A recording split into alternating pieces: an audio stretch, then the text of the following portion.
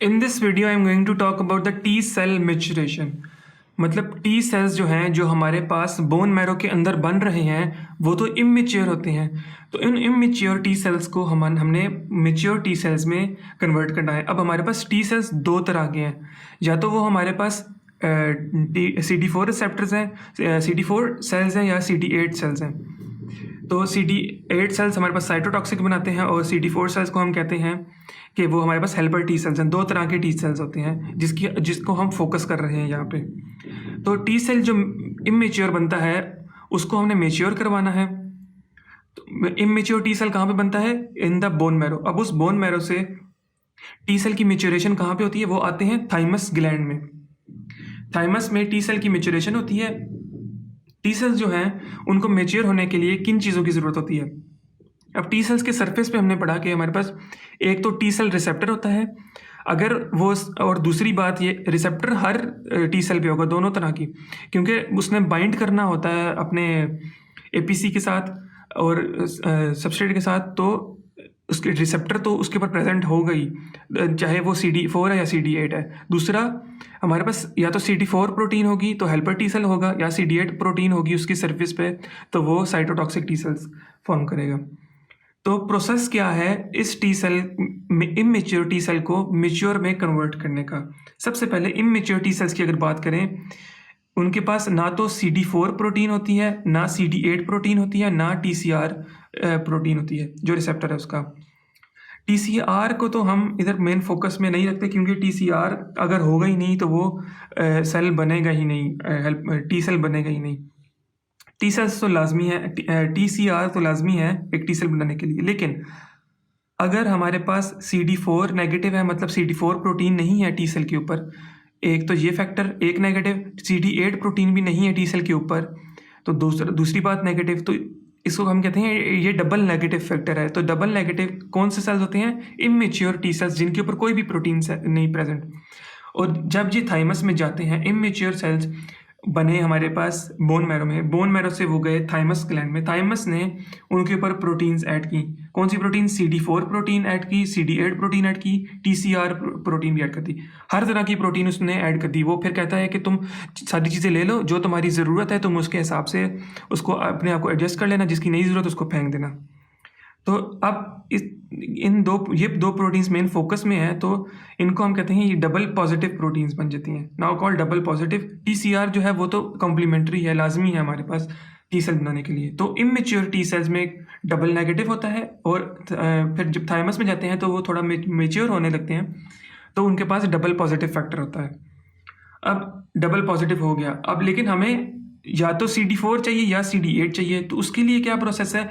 इसको हम कहते हैं सिलेक्शन का प्रोसेस, कि हम अपनी जो सेल्स बने हैं इमेच्योर सेल्स उसको सेलेक्ट कर रहे हैं जो हमारे काम के हैं, जो हमारे यूज़ के हैं। Second step is process of negative selection.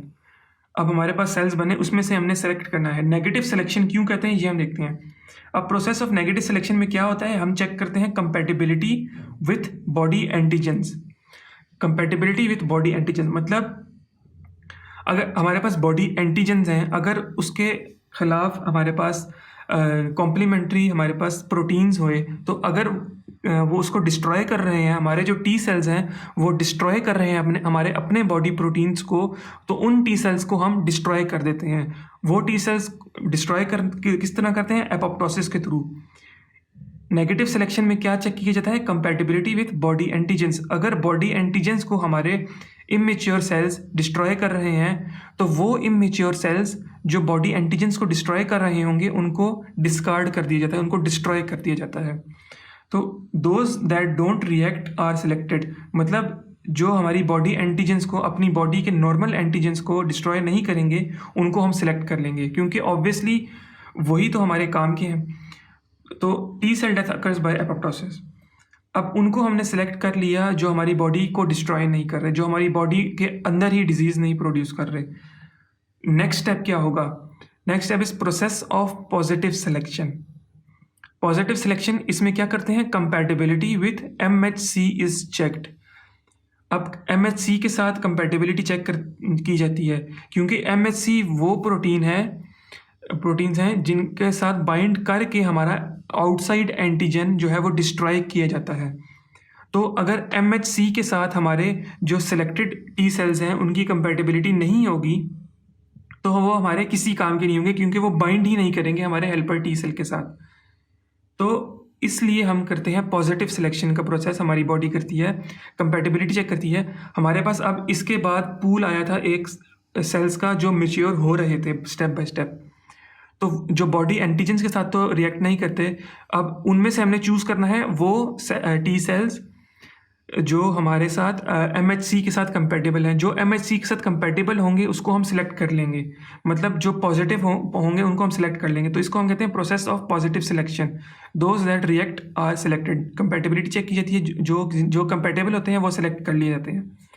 उसके बाद कंपैटिबिलिटी रिएक्शन विद MHC। अब T cell still has CD4, उसके ऊपर CD4 पॉजिटिव भी है, CD4 प्रोटीन भी है, CD8 प्रोटीन भी है और टी सेल रिसेप्टर प्रोटीन भी है। अब टी सेल जो रिसेप्टर है इसको तो उधर रहना ही है, ये तो ख़त्म नहीं हो सकती क्योंकि बाइंडिंग हमारी ख़त्म हो जाएगी।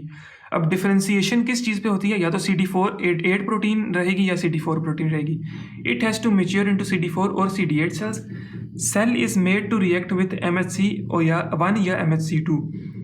अब MHC1 के साथ या तो रिएक्ट होगी या MHC2 के साथ। तो हमने रूल ऑफ 8 पढ़ा था कि MHC1 के साथ अगर वो रिएक्टिव कंपैटिबल है तो वो हमारे पास कन्वर्ट हो जाएगी into the CD8 cells, differentiate होगी इनटू CD8 सेल्स। अगर वो MHC2 के साथ कंपैटिबल है तो वो डिफरेंशिएट होगी इनटू CD4 सेल्स। ये 4 और 2 की कंपैटिबिलिटी रूल ऑफ 8 हमने पढ़ा था कि CD4 सेल्स जो है वो MHC2 के साथ स्टिमुलेट होते हैं। तो MHC2 के साथ जो स्टिमुलेट होगी उसके ऊपर CD4 प्रोटीन रोक दी जाएगी, CD4 प्रोटीन को रुकवाया जाएगा और CD8 प्रोटीन जो है वो उसको फेंक दिया जाएगा वहाँ से। तो CD8 को रिमूव कर दिया, CD4 पॉजिटिव है, CD4 को स्टे करवाया और TCR तो हमेशा प्रेजेंट ही होना है।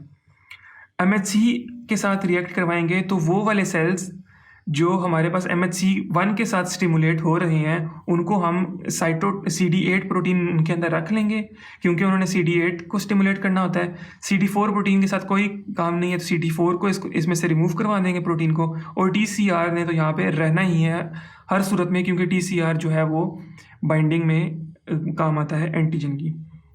सो that is how T cells are matured through the thymus gland.